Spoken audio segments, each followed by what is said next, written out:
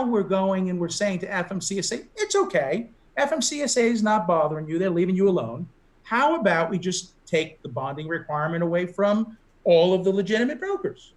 And then there's no cost differential there in terms of the broker has to pay for the bond and the dispatcher doesn't, right? Let's just let everybody that's a small business operate without a bond. Now, of course, carriers are going to lose their mind. They're going to say, oh, no, we can't do that, especially when the broker is handling the money from the shipper.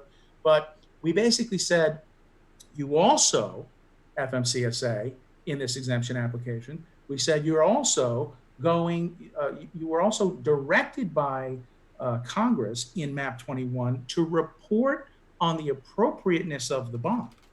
And in that case, what that means is every 4 years, you're supposed to write to Congress about whether 75,000 is too low, just right, too high, and they've never done that. And 2 reports have now been filed that cover other things, and they've never addressed that. So we're basically saying there's a $75,000 bond. Personally, I think FMCSA was right the first time around when they looked at the bond amount in terms of raising it, and they did it only for household goods moving brokers, right, from 10,000 to 25,000. That was the right amount because that was an adjustment for inflation from the 1980s when it was last set at 10,000. So what we're saying now is that it's too high and it should be reduced. And it should go down to 25,000 because then all of you dispatchers that can't afford the bond the way it is now at 75,000, you can come in to the industry. The big brokers want everybody. That's the problem. And they reported that raising the bond was to defeat fraud, and it really was to defeat competition. So now that's pending. And now FMCSA is basically, being told, look, either you go after unlicensed brokers and you make the rules, fair across the board. Everybody has to have a license. Everybody has to have a $75,000 bond, or you adjust it based, you recommend to Congress that they adjust it, or you basically have to let everybody operate as if they're dispatchers. That's where we're at right now. And the idea is to spark this discussion for comprehensive enforcement program, fulfilling your obligations under MAP 21 to report to Congress. And then ultimately, no matter what they do, as long as there are brokers that don't hold a license calling themselves dispatchers, in that case, then we're going to pursue the private cause of action. And we've started to issue cease and desist letters, as you saw, because I sent you. So, I'm gonna let you know. So the stream went down again in the middle of all we're back up now. It was down there for a few minutes. I'm not sure what they've never had a show do this. So I don't know what it is. COVID-19 or whatever. COVID-19. That's what I was saying. But essentially, and it's interesting how because the cost of getting a broker's license and the bond, I think, is one of the barriers for a dispatcher to become a broker, among other barriers. But I want to say this too, is that I want to go back to I know this is tough. I know this is hard, because one of the things that I'm still trying to figure out is the original definition of a dispatcher. Bear with me. What I mean to say is this, is that a dispatcher, as a lot of people understand it, this was taught to me, others do teach it, I've told other dispatchers about dispatching. So, and I'm fine. Listen, if all dispatchers are illegal starting tomorrow, I think we'll live with it. But here's what I don't understand. Dispatchers are trying to perform a service that the carrier wants. Did you know that carriers look for dispatchers on a regular basis? Would that surprise? Okay, so, and what they're looking for is somebody to help them stay loaded, because if they stare at their phone while they're driving, yeah, that's definitely a safety issue, right? So so I guess what you're saying is it's illegal to hire a dispatcher to do that, but it's not illegal for them to get their wife or their kids to do that exact same job. So as long as a dispatcher doesn't make a business out of it, because like you said, you can dispatch for free, that's legal, right? Well, yeah, it's not for So as compensation. long And you as can also wait. You can yeah, also pay your wife. Under your carrier payroll. She's then part of the normal organization. She's an employee okay. and she's a dispatcher. So And you can as do long that. as she only dispatches for you, That's right. right? So see, that's the thing. Here's the funny thing. To me, this is why it's so funny. There is no way a dispatcher can make a living working for only one carrier. And I realize the law Of course. states. Of course. Okay, so we're not, and that's why we're not supposed to have. And is there this? We don't want dispatchers. We do not want. We want drivers to have to stare at the phone while they drive. No. We want drivers to, if they're going to go to a third party, go to a third party that's a licensed third party intermediary. They're called brokers. Yeah, but that's not what brokers. But did you know brokers have dispatchers? Brokers can have employees, they're agents. Okay. They're So the agents of, but problem they're is the agents word of brokers. dispatcher. That's the see. The problem is the word dispatcher. The problem is crossing the line between one carrier and more than one carrier if they're competing carriers. And if you have interstate authority, I mean, basically that is competing because both carriers could theoretically, you know, service anybody anywhere. They're common I carriers, understand that, right? So but we that's can't. the line. Okay, and listen, I get it, but here's the thing: is, and it's fine if we want all dispatchers to go out of business. Fine. I No, mean, we want that. We I want don't to think convert that's them to good, licensed brokers. you know what's interesting? And it's interesting. We're AB5. This reminds me of AB5. AB5 says we don't want independent contractors anymore, right? Everybody has to be an employee, right?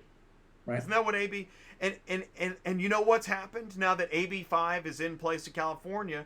A lot of people now they're worried about just living through a virus, but before that they were worried about, oh my God, I've created a whole business. In fact, I know a lot of people that have created a whole lot of businesses where they were independent contractors. But now that the new law doesn't like independent contractors, we're being put out of business just based on a definition and a new law, right? Right. Even But that's been though challenged. what the job they were doing is still a legitimate job. It's just that the new law doesn't recognize what the old law used to recognize. Well, we put out something on that. I don't know if you saw it yet, Yeah, Jay, but I don't know if I have. yeah, we put out something, and we actually, when AB5 went down in California, it was before they went to New York and New Jersey and all that. It was right when it was just coming out in California. We went to Secretary Chow, and we petitioned her to preempt AB5, and we said, here's the definition of an independent contractor from the IRS. And we're talking about interstate commerce. So therefore, the definition from the IRS applies, not the definition that the state of California set, because what they really tried to do is redefine, right, what the IRS had already defined. And so in that case, we said, put out a preemption order you're talking that about says trucking, right? Because this applies to trucking is lucky in that trucking doesn't have to deal with the new AB5. I mean, AB5's killing some other industries. It's killing them in California. Yeah. Yeah. Well, they want to collect payroll taxes. It's liberal California. You know, that's the whole idea. Well, and I listen. I can't speak as much about AB5 as I'm sure you can. I don't. Right, but getting back to dispatching. Okay, so if a dispatcher changes their title to agent, that's a step in the right direction, right? Because this word dispatcher really seems to bother a lot of entities. If you change, well, it does, but it's more about what you're actually doing, But you're sweeping the floor, regardless of whether you're called a custodian or the other term, right, janitor, right? Right. The function of what you do is at issue. That's the question. I know. Well, that's the problem. Right? Is even brokers. Let's go to the broker office. Let's stay out of the dispatcher for a second. Even the broker knows that what they do is different from a dispatcher because brokers have dispatchers. Brokers have agents. Okay, great. And I'm glad you said that. this word dispatcher is clearly causing a problem. So we're going to throw out the word dispatcher for a minute. Okay. Because you just corrected me. I mean, you Well, did. Okay. So, well, I'm going to keep going. All right. Work with me. Go ahead. Here's the thing, James. I'm going to say this again. I think what we're talking about is very important. Sure. This is actually, if the analogy would be like having if you had like a liberal and a Republican on a show trying to figure out how to communicate, this is that show, and it's important, right? Back in college, right? Yeah. I'm going to go back 30 years, right? Let's do it. Sociology class. There was a term for it. I forget what it is, and the thing was called the sociology professor, Professor Higgins, right? He says the thing is what the thing does. That was the sociological concept. It is, and that's a good concept. And arose by any other name, right? Doesn't matter. Smell is sweet. So walks like a duck. That gets into the blog. Doesn't matter what the term is. It's what the function is. Okay. If I said to you, Jay, listen. If I said to you, look, I just came from Mars, right? And in Mars we have a whole world you didn't know about, and basically my job is I'm a black smoke man. And you're going to look at me, you're going to say, what? I'm a black smoke man. Well, what do you do? Well, I get into this vehicle and it's 80,000 pounds and, you put stuff in the back. It's got a trailer 53 feet, blah, blah, blah, right? I drive around in this vehicle and I bring stuff from point A to point B. I'm a black smoke man. You're going to say, you mean you're a trucker? I'm saying, no, I'm a black smoke man. It doesn't matter what we call it. I think this is a good example, as a matter of fact. It is good because you were making a really good point. It doesn't matter what it's called. But I want to get back to, because I'm not going to let this part go because I have to figure this out. If a broker has an agent, the broker doesn't have a broker. The broker has an agent. The broker has a salesperson essentially that does those functions and then does dispatching functions. Yeah. Because the thing is, my point here is what the broker does when the broker works with the shipper and gets the contract to move the load and compensation, they're going to arrange for freight, and they're taking what's the terminology? They're taking custody of the load arrangement. Possession, yeah. Possession, okay. The broker is doing that broker job. No question there. But when the broker has their assistant, salesperson, agent, just do a couple things on the computer and make a couple phone calls. Right. That's not brokering. That's just a facilitation of something that needs to happen. And it's a furtherance of the broker function. Okay. But that agent works just for that one broker. Right? In this office, yes, but that's the problem. So again, what we're saying is that's a bona fide agent. And that's what's so interesting to me is that we get stuck in this. Okay, you can't have it's considered competition if you work for more than one carrier, right? It's considered that you're working for competing carriers, and you can't do that because you can't be a bona fide agent to both when they compete, because you have a fiduciary responsibility, a duty to your principal. If you work for one carrier, then if you get a load, you have to give it to that carrier. You can't give it to another carrier instead of that carrier. The minute you do that, you break your fiduciary duty to your principal, and therefore you're no longer considered an agent. And you're not an agent of anybody at that point. So you're not an agent. And here's what's fascinating. Number one, dispatchers that work as dispatchers had no idea what level of legality they, I guess, are getting themselves into. Because dispatchers, as I know it, just think that they're taking a cut from a carrier. The carrier, by the way, pays them. The dispatcher doesn't take control of the money. No. Usually, you in your last session, there was somebody who said there were cases where that happens, and then there clearly everybody on that show agreed that they were illegal brokers. That's what's so interesting is everybody agrees that that's brokering. because you're working with the shipper and you're arranging for transport and you're yes, but taking the money. hold on. Yeah. There's a preconceived. This is an important point. This Okay. will hit the nail on the head. Okay. There's a preconceived notion of what a broker should be, and there's a preconceived notion that a dispatcher should not fall under the definition of broker. And the concept is for compensation from whom? That's the issue. Once you say, I don't, because you're manufacturing what a dispatcher is justifying their need to not have a license because they're making up the definition in their head. They're perverting it. They're perverting the definition. They're saying, look, James, if you look in the regulations, it will say that a broker is a person who arranges for transportation for compensation from the shipper. That's what they want the definition to say. That's what they think the definition might say. That's what they wish and hope the definition would say.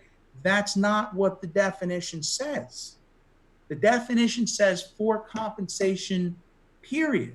So if you're getting paid by anybody, in that case, you fall under the definition of a broker. You said a little while ago that the shipper is finding loads. That's brokering.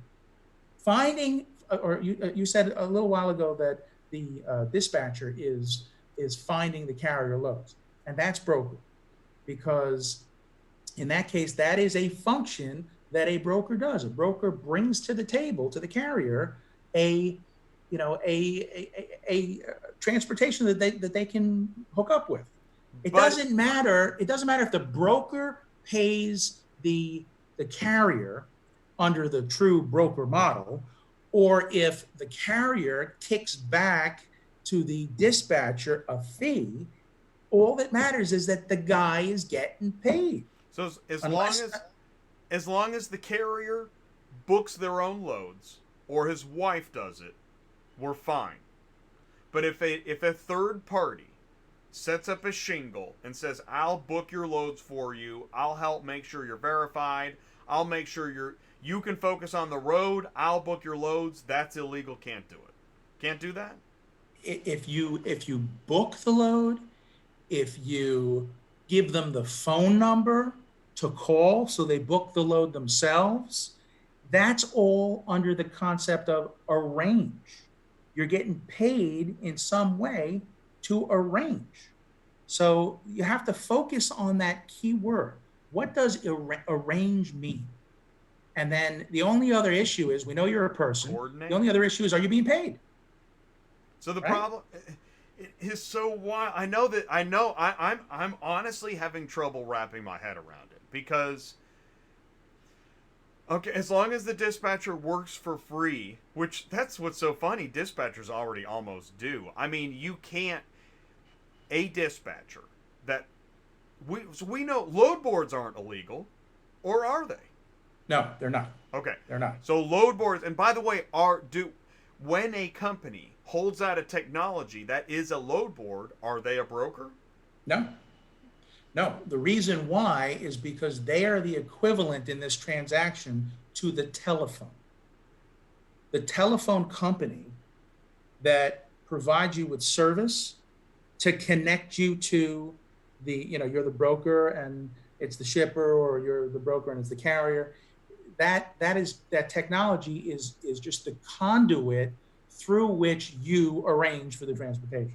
So that's what a load board is, basically. And I wrote a big article about this when people were suggesting that U-Ship should be licensed, and I gave that's on LinkedIn as well. And so put in James Lamb, broker U-Ship in that article. Okay, so so that's at least the first solid answer that I think we can all agree on, is that a load board does not need to have a broker's license. That's right. Okay. That's okay, good. And that's according to FMCSA property brokering law, right? The regulations. Okay, exactly. The regulations. Okay.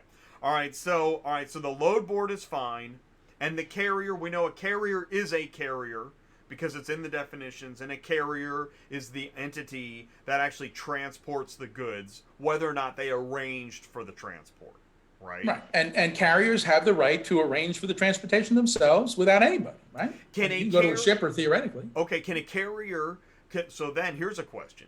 If a load is posted by a broker and a carrier books it, can a carrier then repost that load to another carrier without a broker's license? No, you'd have to have a broker's license, Okay. and then you're into either a co-broker arrangement or a double broker. Well, It all depends on who knows what. That really is it. Many of us understand that double brokering is illegal. Yes. And there was interlining in the past, but interlining is not the same as double brokering. Double brokering is illegal with respect to military shipments. As far as non-military shipments, it's frowned upon. It's not technically illegal. There's no specific law that says you can't double broker, but everybody knows that there's issues with respect to the bond, that come into And play. in the claims, and it it's could frowned get upon. messy. Exactly. Yeah. Okay. All right. So it's frowned upon, but as long as the carrier has a broker's license, legally they could double broker a load. As long as the carrier had the license, if they disclosed to the shipper that they were going to now rebroker it out. And there's brokering, and then there's interlining as well, where there's two carriers involved. But basically the concept is, that as long as everybody knows what's going on and who the true broker is that's hiring the actual carrier, then you're okay. It's basically co-brokering. And so we're still in the ballpark. The big problem, the redheaded stepchild, the weed in the garden, is the dispatcher. Because we've arrived at, it seems like there's not many instances where the dispatcher's actually legal. That's correct. And here's the problem.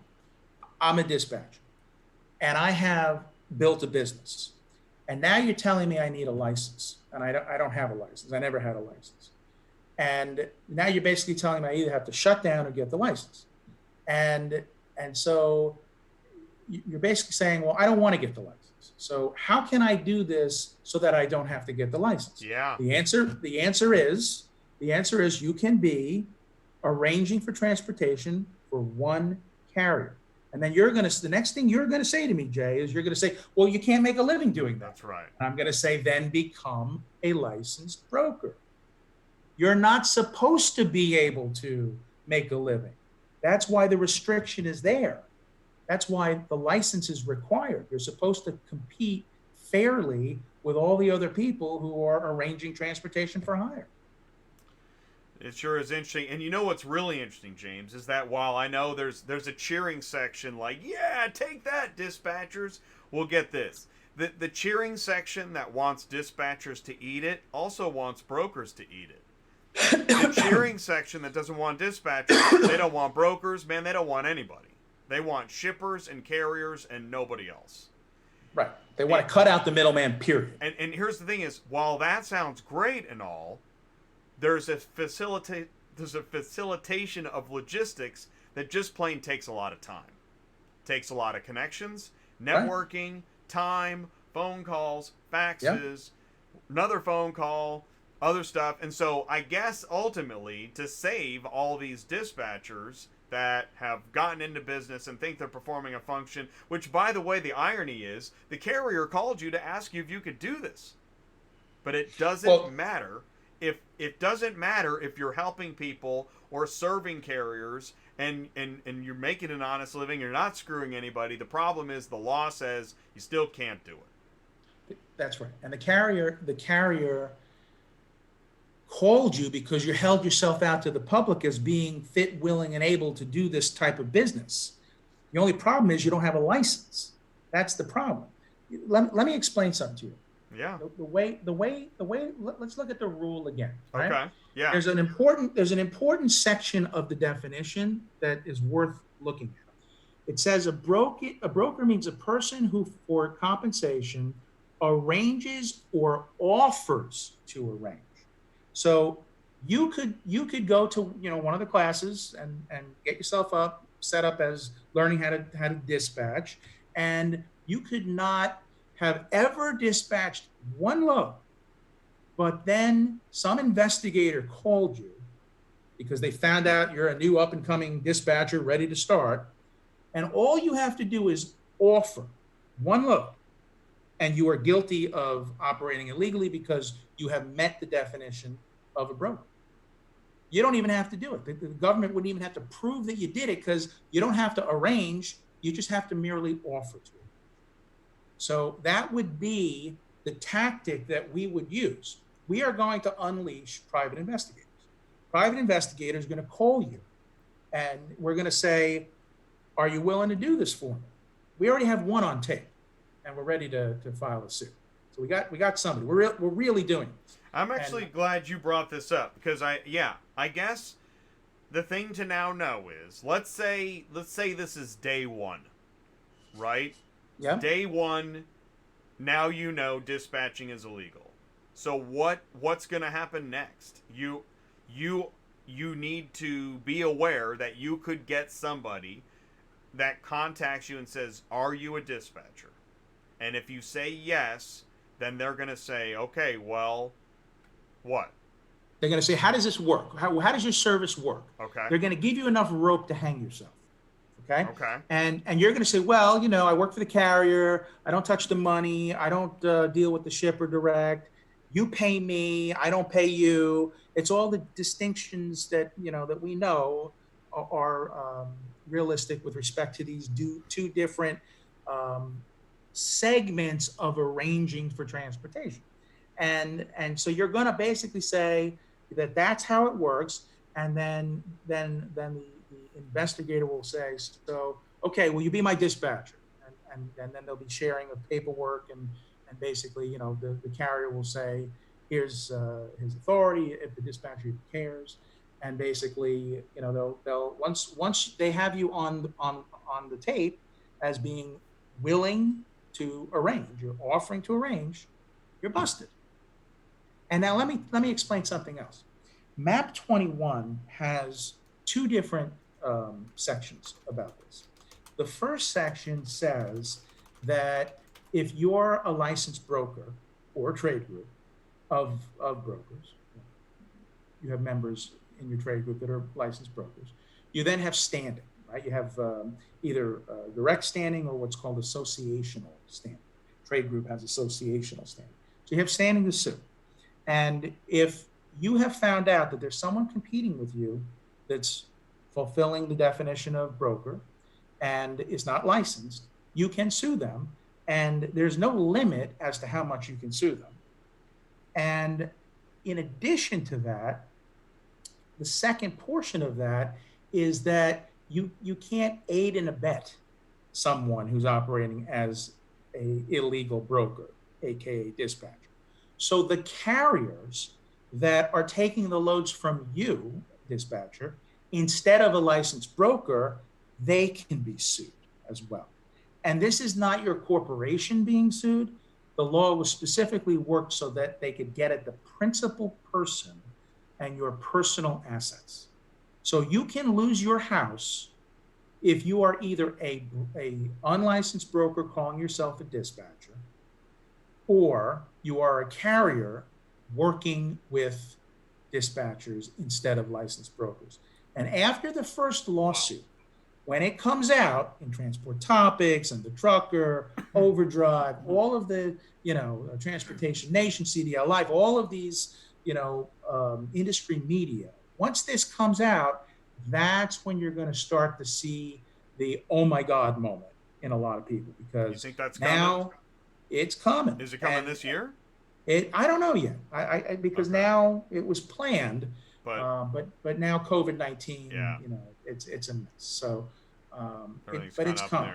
Okay, it's coming. So and even that's what's amazing what you were talking about. I mean, losing your house. I mean, like everyone's like, well, you got my attention. Okay, so now the carrier that was working with the dispatcher, and the dispatcher talked to the broker. They looked at the load board because again the driver's driving. They looked at the load board. They called the load. The broker sent that over to the carrier's dispatch account. That dispatcher never didn't get anything other than they made the call. The load went to the carrier, the carrier's still on the hook, the whole losing the house, just because the dispatcher made the phone call, even though that load went to the carrier. It didn't go to the dispatcher. If the dispatcher got money out of the equation and he assisted in arranging for the transportation, Then the answer is yes. then he's a target. He's a legitimate target. And anyone who worked with him is a legitimate target, including that broker. And there's a question about whether there's even liability on the ship because of the broker's actions. Holy mackerel. That's a question. That's a question. That's a stretch to make that argument. I mean, if I was the shipper, I'd say, listen, man, I don't know anything about a dispatcher or an agent, or I talked to a broker that posted my load on a load board, and whether a janitor or a dispatcher called it, leave me out of it because I'm working with a broker and they have a broker's license. If I was the shipper, I'd say, the shipper would say, just like, and as you know, in a lawsuit that's pretty far-reaching, they'll name everybody. Right, they will. And some of those named people have no business being on there. And in this case, the shipper's lawyer would say, listen, this guy has no business being on here. He made a deal with a licensed broker, and whether a janitor called this or not has nothing to do with my client. But right? you know that if the shipper makes a deal with the broker and the broker doesn't pay the carrier can go to the shipper, right? So in that case, there can be... Now that's interesting. So and I will say, as a matter of fact, I don't think I did know that. If the shipper makes a deal with the broker has a license, the broker has a bond, right? And the broker screws the carrier can go after the shipper. Depends on the language of the contract, right, of the actual agreements. But in many cases, that's right out of Hank Seaton's book, by the way. Protecting Motor Carrier Interests in Contracts. Hank Seaton wrote that, I don't know how many years ago, at least 20. And that's right out of his book. Wow. So, man, I'll tell you what, maybe I think the answer is maybe drive it yourself, right? Everybody needs to just pack up. I think we need to go back to the starting point on the whole. Because I tell you what, seriously, I don't understand how we can't. We know what an accountant does, right? An accountant does accounting, and they have multiple clients, right? And that's okay. I mean, an accountant. It seems like an accountant has less fiduciary duty than a dispatcher. Well, let's look at that world. Let's look at how there are CPAs that we call accountants. Yeah. And then there are tax preparers like H&R Block that are not CPAs. Right? Janitor custodian. Well, no, because they're different levels. So one's a paralegal and the other one's a lawyer. It's that relationship. CPA, is a higher educated and licensed practitioner as opposed to a tax preparer who convinced the IRS to give them some kind of a little permit that's not the same. So dispatchers need to, well, then it sounds to me like dispatchers need to get the ear of the FMCSA and make their case. There you go. So what we're talking about, I wasn't going to give that to you, but now that you figured that out, that's one of the answers is to lobby for a new law or regulation. So there's nothing to stop a dispatcher now from petitioning the FMCSA and attempting to get a redefinition of broker, because they'd have to do that. Okay. And the creation of a new position that we will call dispatcher. And so it would have to be, listen, let's make broker to be means a person who, for compensation from the shipper, arranges for transportation. If you got that change, right, then you're good to go. I like it. But this sounds like a great idea. How do we do this? We petition FMCSA. Are we doing this? Well, I'm not doing it because it goes against my membership, right? My membership's interests. Okay. But you have, since you proposed it, I'm helping you on, And that is from one agent to another. That's helpful. And then you're going to get a letter in about a year and a half from Jim Mullen, and he's going to say, we don't need to do this because we don't want to do this. Right. Because that's probably what would happen, right? Like, because the industry doesn't, it seems to me, here's what's funny to me. It seems like everybody on the legal side doesn't see the need for dispatchers, whereas a huge part of the trucking industry kind of wishes we could get just back on track, and you book loads and I'll drive, and you know, I mean, I've already got the ELD telling me I can only drive so many so that I'm already fighting the ELD. Now I need to book my own loads and fight the ELD. Like, it just gets better and better. Look, we all know, especially now within the last week and a half or so, that many carriers, many independent truckers do not like brokers. And so what happened here is there's a weed that grew that nobody cut, and now that has become a fake established, position, and basically the fact is that position is there, and I don't know what to tell you other than it's just a matter of it's gonna it's like going back to the Twix commercial. Think about the Twix commercial one more time. Janitor and custodian, right? If somebody just said said a CPA and a, I mean, right? You found the distinction between a CPA and a tax preparer. Yeah, but they're different. You can define you can define the difference, right? But if I ask you, tell me what the difference is between a janitor and a custodian. Really? Okay, but there is no difference. Well, tell me, what's the difference? I don't know, because I'm not a custodian or a janitor. But I can tell you the difference between a broker and a dispatcher all day long, because I used to be a dispatcher. You can tell me what you wish the difference was, and then I throw the regulation at you, and you go, "Oh, geez." Okay. I hear what you're saying. I really do hear what you're saying. It's what you want it to be. You know what? I'm going to lay it on you. Here's the real funny. Here's the punchline. I never liked being a dispatcher. Good. But I was working hard, performing a service. Those drivers loved what I was doing. I really helped their businesses. The drivers loved you because you were a custodian, and they don't like janitors. In their mind, janitors are evil crooks, and custodians are not. I was performing a service that they hated doing themselves. That's what a broker does. That's what a broker does. I never worked with a shipper to arrange for a carrier to move their stuff. And it doesn't say arrange through a shipper. It just says arranges. And that's where what we're really talking about is the legal language does not allow for a dispatcher, even if they do a different job. The law just doesn't know the difference, and the law is the law. This is actually why I say to people, by the way, that when you quote scripture and verse of a law, I guarantee I can find you a law that you don't like. And so in doing that, I like to remind people that we as men created these laws. These laws were created by men and women, okay? But they were created by us. And now they're here. People created these laws, other than God's laws. And luckily, I don't think dispatcher and broker are in God's law, because that would be a mess. No. Okay. And I know that's not funny to everybody, but the irony is here, because brokering is clear. Dispatching has been unclear for decades. It's a weed that grew in the garden of the law. It's a weed that grew in the garden of the industry, and it was never challenged since 1949.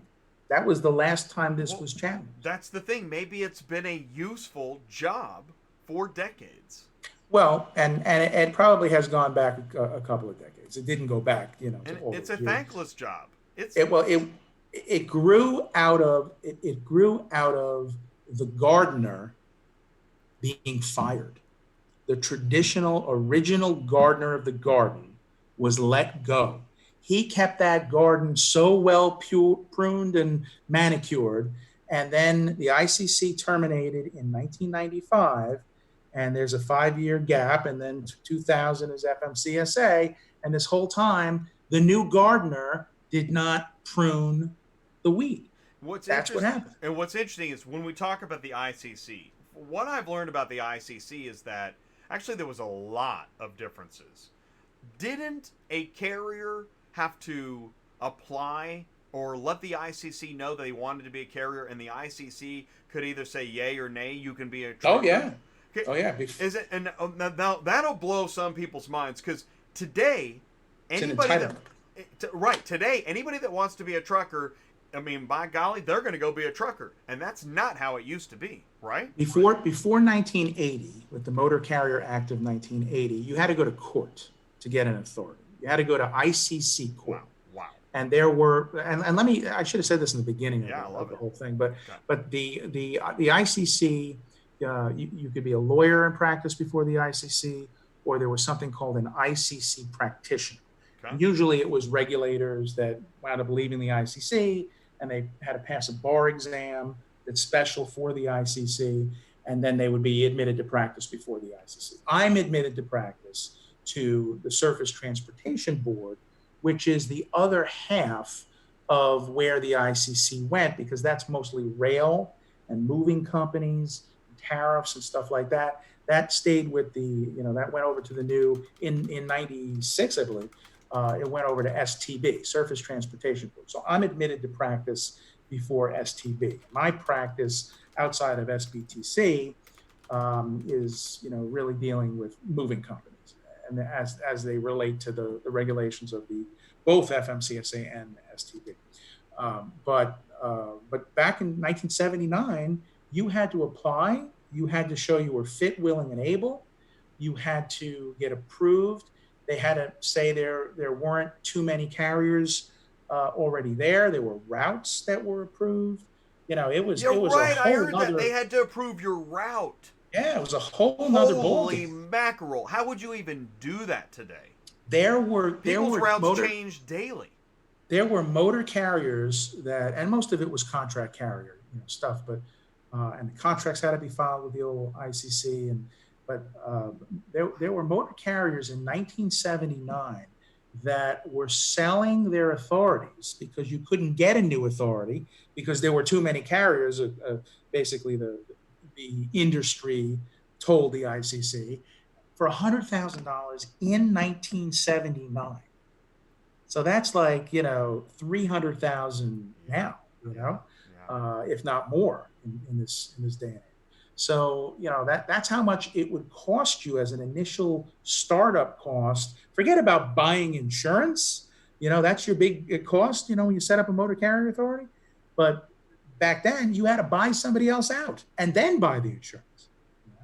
So it was a whole different. That's why it took a month to get your car moved. Well, and you could protest. You could protest. You could protest the application. So if you were trying to get authority, then the industry that was on that route would basically say, no, there's enough of us. We don't need another carrier.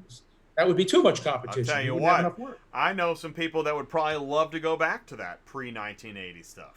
Well, because essentially, see, that's what I see. When I see people mad about dispatchers and brokers, I think they're mad about competition. Dispatchers are a target because brokers deem them as unlicensed competition, and they are. And it's because it's almost like the Sally Fields moment where she says, "You like me, you really like me," right? Remember that movie from 19 whatever the hell? I'm dating myself. Yeah, right. But 1979 she said or at the Oscars, I believe. Right. Yeah, and so you remember that, but yeah, it's the dispatcher is liked and the broker is not liked. And now, with what's going on here, I just did a Facebook Live before I did your show. Cool. And back in at 8:00 this evening, and I basically said, I basically said that with what's going on right now, everybody's hating brokers. Oh, yeah. And what we're trying to do as SBTC is we're trying to say, no. It's not about trucker versus broker. It's about small versus big. Who's doing all the rate manipulations? It's the big brokers. It's their agents, as freight agents of the mega brokers. That's who's manipulating the spot market right now, and they're convincing the shippers. They're basically gouging the shippers, and they're pretending on spot market that the fee is what it was 6 weeks ago before coronavirus hit, and then they're going and they're hiring the carrier at actual market rates, but it's all manipulated. Well, and as a matter of fact, there is a. Do you know about freight futures market? I've seen that, yeah. What's your take on that? Well, I don't know enough about it to talk intelligently. Okay, but it's interesting, isn't it? That, I mean, if you're selling a rate in the future.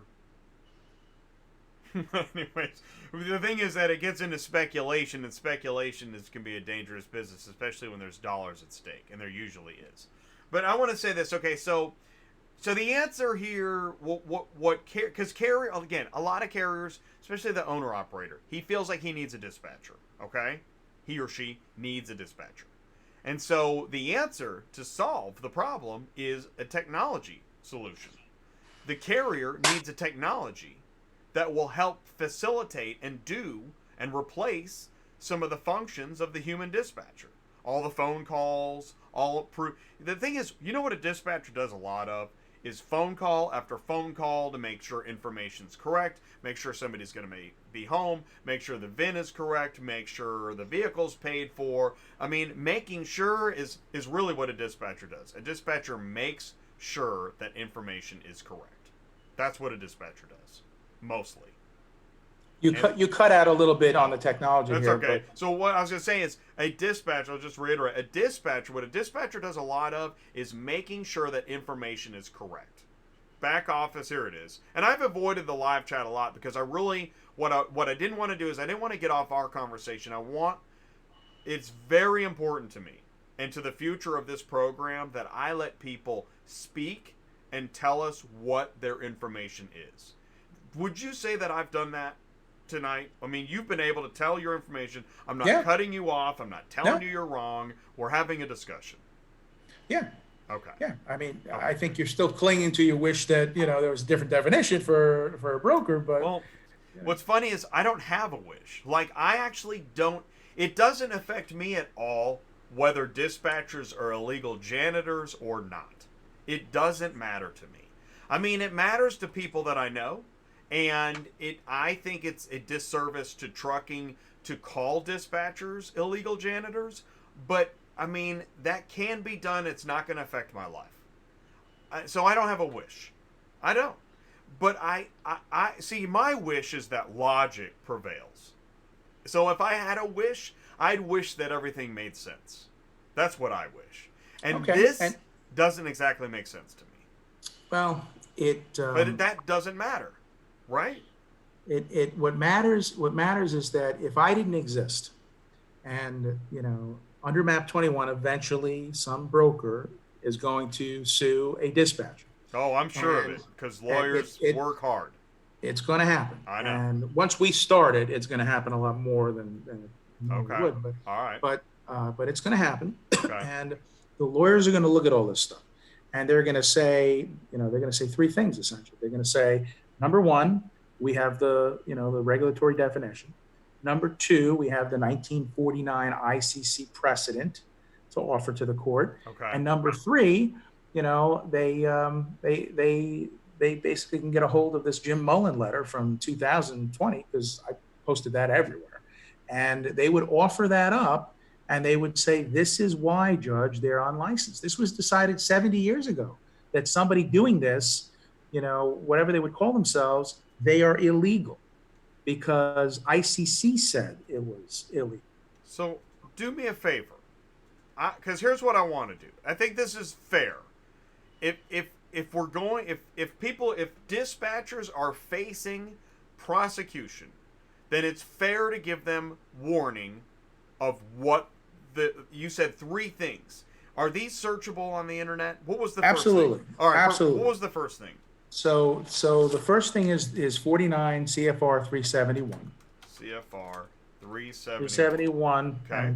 Point 3 is what they can look up. 371.3, right? Because 371 is, I guess, the whole section. The part 371 is brokers of property, right? Yeah. Go click on general requirements right there, because I think it's point 2. All right, perfect. I'm confusing I'm confusing something else. Yeah. Okay. We have something else going on Oh, with I point three. can't even Point three imagine trying to quote. right. I could never be It's a a lawyer. mess right now. I could be a But tax preparer, but I could never be a lawyer. Okay, so in 371.2 definitions, here we go. All right, and, so and this by the is way, but wait. By the way, I'm not a lawyer. I am not an attorney. I'm right. admitted to practice as a None layman of us are. practitioner, STB. Fair enough. This is all free advice and consultation, but none of us are lawyers.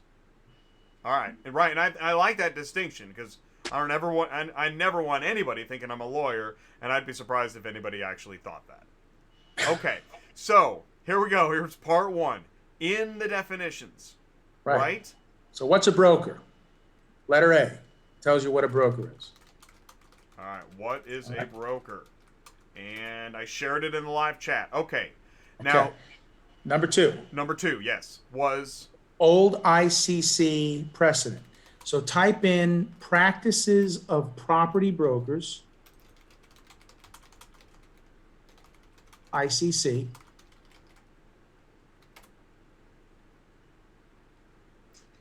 And then this one seems like it could be harder to find, and I think that's why it's so important. well, one is my article in Transport Topics. Can we go to that? Well, that's just me saying the same thing as the other article. Want to find because I mean you're saying this is from 1949. 1949. Yeah, go back and I'll tell you which one to click on. Okay. So it should be the one that actually right there, motor freight brokers. Go back up. Motor freight brokers. Yeah. And now if you scroll down, I would even do Control F and practices of property brokers. Will that work on this document? Okay. Practices of property brokers. There you go. See, it's a footnote there. Yeah. So it goes back to, now I don't know why it's referencing 80s. Does that say 86? That says 86. ICC November 17, 1986. And I could probably try to go to the next instance, right? There's the one. That's the one. 1949. There you go. All right. So do you think this will get me there? Yeah. And do you think I can copy it? All right, let's try it. You should be able to. All right. Okay. 49 M.C.C. 277, right? Interstate Commerce Commission reports, motor carrier cases. That's probably okay. Let's go. Then it gets you there. You go. All right. That looks like a book from the 40s. Okay. Yeah. There you go. Okay. Typeset. So. And then same thing. Practices of property. So I'm going to do this. I'm going to because I think we're getting into. I'm going to sit. I'm just going to say number two, and I'm going to paste it because you're going to want to Google number 2. Okay. All right. And then number 3. Yeah. Number 3.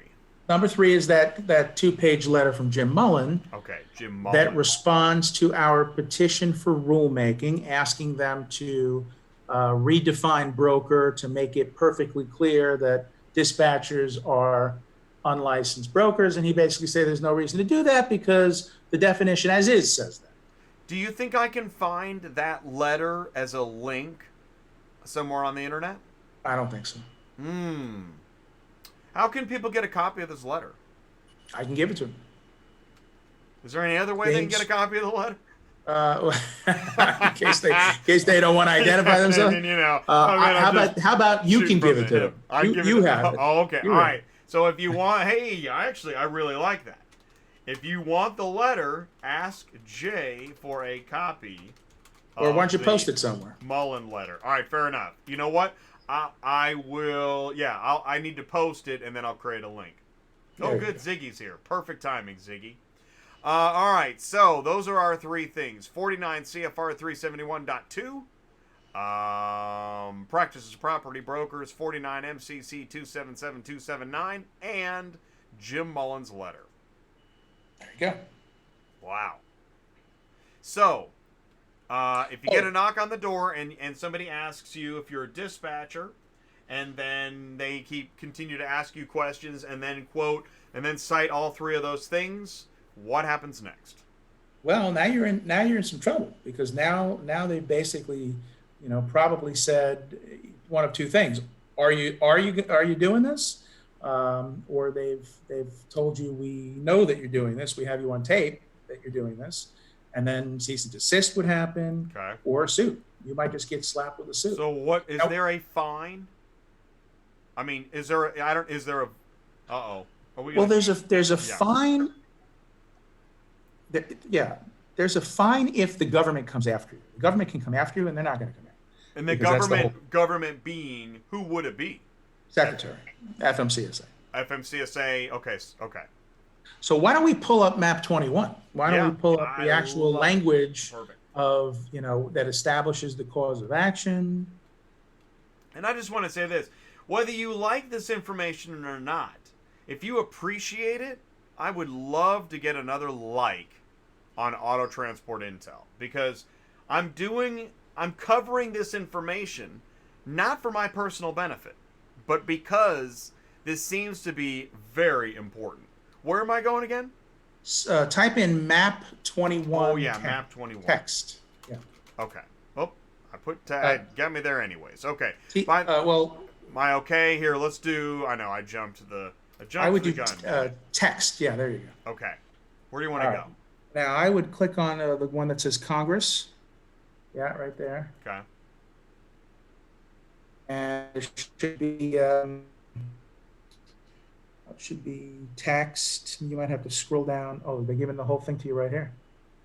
So this is it. So this is another. Okay. That is it. I'm going to call this number 4. Yeah. Your Honor, I call to the stand. Yeah. Map 21. There you go. All right. Now do Control F okay. and type in cause of action. This is like a ridiculously long bill. Okay. Well, you know what? The only good bill is a long bill, I say. Cause of action. All right. Now, it's one of these 8. It's not these first 3, so get rid of those. Okay. Keep going down.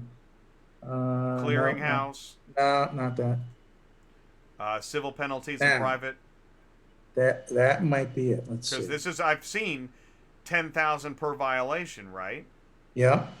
That looks like that's, yeah. See, if you scroll up a little bit, just a tiny bit, it says. Hang on one second. Bear with me. Okay. Yeah, so I'm trying to make it unlawful brokerage. Unlawful brokerage activities is what that section is titled, right at the top of your page. Can you a little bit further? Right there. Section 32, SEC 32929. What is that? 19? Yeah. 32919, unlawful brokerage activities.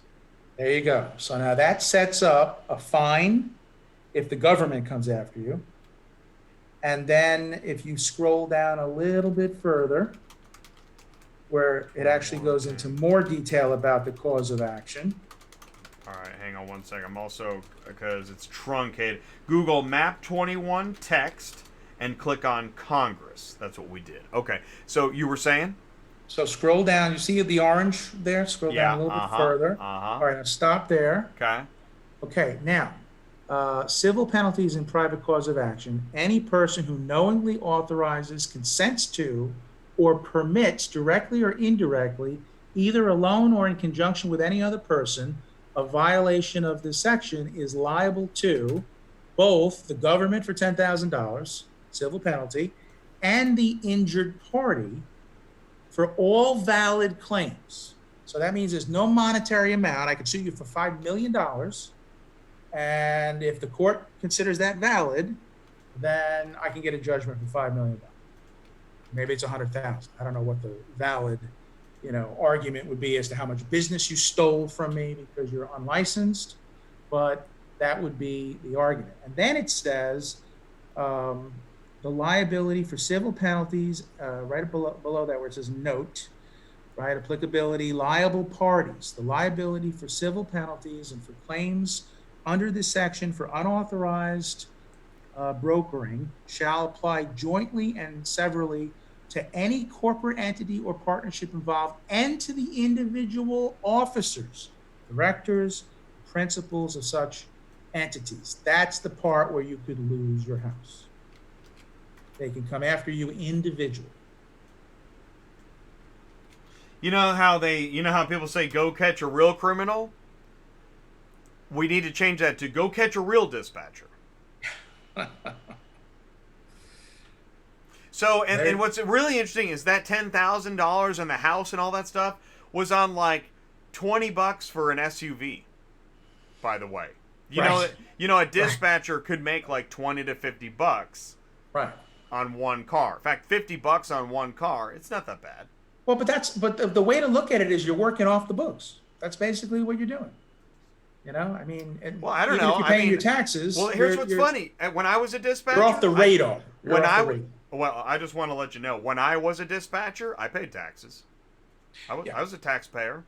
Yeah, off the books is probably not the right term, but off the radar, the regulatory radar. Well, when you're illegitimate, it doesn't matter if you pay your taxes when you're illegitimate. Now, listen, I find this so fascinating. That's why we're doing this show.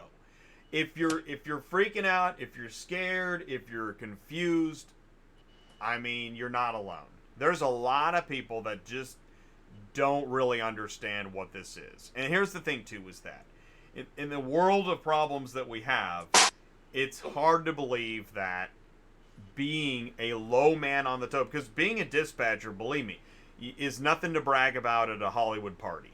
You may as well be like the key set PA, right? Like, you do not have a job anybody really wants, but you're trying to get somewhere. And in fact, I've known drivers, here's your irony for you. I've known drivers that have MC numbers that have gone on to be dispatchers because they got injured. It's like a police officer. It's injured in the field and then goes to do desk work. Now, he can go do that because doing desk work isn't illegal. But for the carrier that gets hurt out there and then goes back and does desk work, calling himself a dispatcher, he's just entered into an illegal occupation. Right. Now, back in the day, before 2012, it was easy to get a broker license. It was a $10,000 surety bond. For a few $100s, you could go into business. I think it was rated as like the second best business to start by Entrepreneur Magazine back in those days, like 15 years ago. And, so the answer would be go get a broker license. But what the big brokers did is they raised the bond to make it more difficult. They said you should have more skin in the game. They said it's needed to fight fraud. And that was a flip-flop, by the way, because Voltman over at TIA, he basically argued we shouldn't raise the bond, and then he started selling bonds, and then all of a sudden we need to raise the bond. So, that's a whole other story. Well, I was just going to say, and I'll tell you what, if it helps at all, so Ziggy Keller is I consider him a pillar of the car hauling community. Yep. And he fully agrees with I don't want to put words in his mouth, but I believe he fully agrees with everything you're saying. It is what it is. Let's see. Well, I don't know. I don't even know how I would go through the live chat and try and parse out questions, especially that now this is a 3-part show. In fact, it says I'm offline again? No, I think that's an old message. I think that is an old message. But here's the thing is that this is my first 3-part show. And this is probably, I think, one of the most legally important shows that I've done. And I can say this. No matter where you fall on the spectrum of understanding, interpretation, or concern, this is an important topic, and I'm really glad we covered it. And that's why, James, I really appreciate you coming on the show tonight. It's been my pleasure, and just keep in mind that in addition to having my expertise, we do have lawyers with the SBTC. Yeah. So what we're telling you is the reality of the way the law is and the application of the law as it would apply to the fact pattern of doing this dispatcher role that a lot of folks have said that they're doing. So. And essentially, I put in the points there. If you're a dispatcher and you want to stay in business, you need to get a broker's license.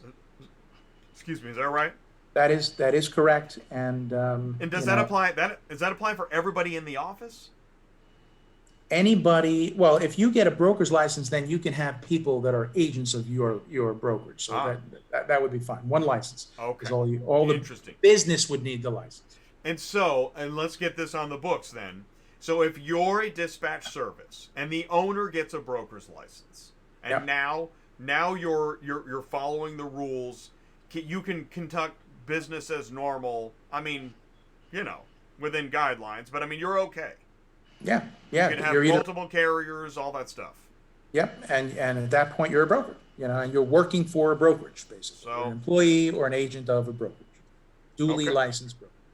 Do you have a recommendation of where people can go to get their broker's license? I'm just curious. Do you? There's plenty of places out there. Google broker's license. Yeah, and you can go to FMCSA. You can go to a permit company. Any one of those. All right. Well, I'll tell you what, and I'll say this. If you email me, autotransportintel@gmail.com, I'm pretty sure I can point you in the right direction on getting your broker's license. But again, don't consider that legal advice, but rather I make referrals all the time, and if I can help point you in the right direction, I'll do that. Okay? All right, well, James, and by the way, hey, if anybody wants to contact you, they have a question, what would be a good way to do that? Best way is email James. James at truckers.com is my main email for SBTC. Okay. And I'm also on Twitter at Real James Lamb. And the SBTC is the SBTC. So any of those mechanisms. And what about the website does SBTC have a website? Either truckers.com or smalltransportation.org.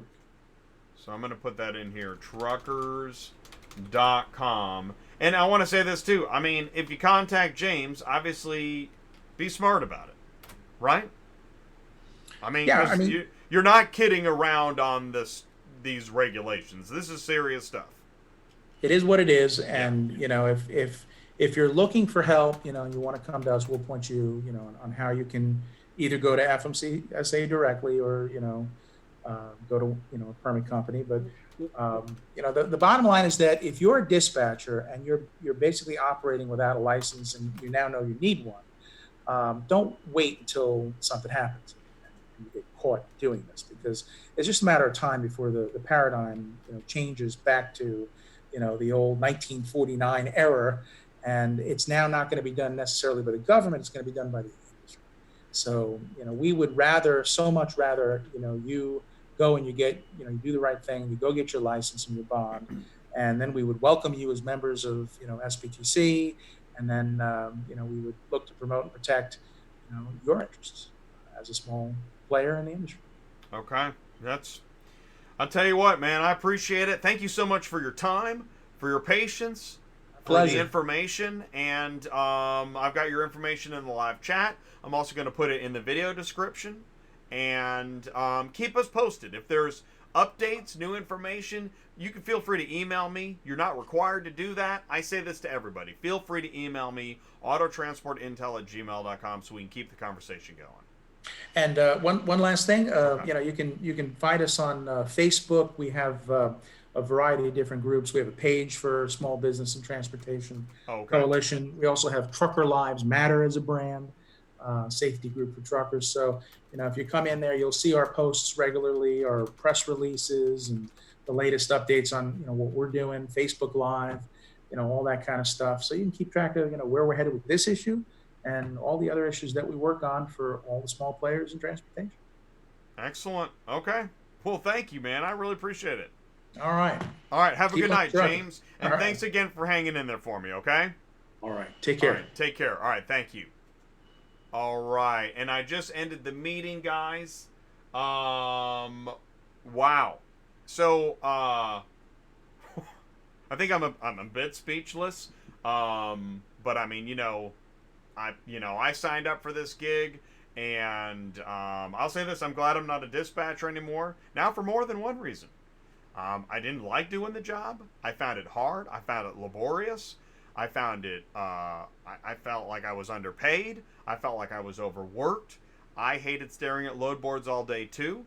I found it hard to put together profitable routes on a regular basis. That is a hard job. And now we found out that it's illegal. And, in fact, there may not even be a proper definition for it. And I'm not...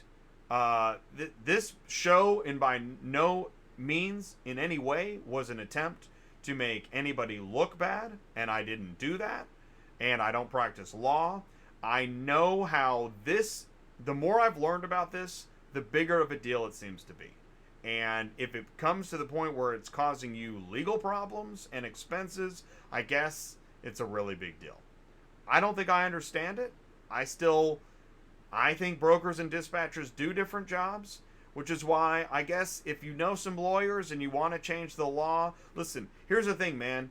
Laws were created by people, and people can change laws. Laws change all the time. And what's really interesting is once a law changes, then everybody looks backward and says, man, what was that all about? And this law could be the same way. Laws come and go, and so do people, and as well as businesses, viruses, etc. It's all part of the journey. But when there is a law in place, we have to follow the law because we find out what happens if we don't. So the next time you go around quoting scripture and verse of a law that you do like, remember, there may be a law you don't like. And on that note, we're going to wrap up Auto Transport Intel for the night. Listen, I thank you guys so much for tuning in. Thank you for your patience. I don't know what was going on with the stream. I mean, how did we just get an hour and 11 minutes out of part 3? I have no idea what governed that. I literally don't know. But I try to do the best I can. And you know what? I didn't even finish. I was working so hard on the industry news and all that stuff. I didn't even pull up all the documents I was going to pull up. But I don't think I needed to. I'm pretty sure we beat this horse to death tonight. And there's still going to be... You're going to find people that hate dispatchers. There are people that hate dispatchers. I don't really understand it. But you know what? It ain't easy being the janitor. That's why it's a janitorial job. You guys, stay safe out there. Please stay tuned to Auto Transport Intel State of Car Hauling. I got the next one coming up tomorrow. Tomorrow is Wednesday. It's Monday, Wednesday, Friday at noon. And then we also have Dispatching Live. Great. Well, at least we don't have Dispatching Live this week. And luckily, my co-host has a broker's license, so we're going to be okay.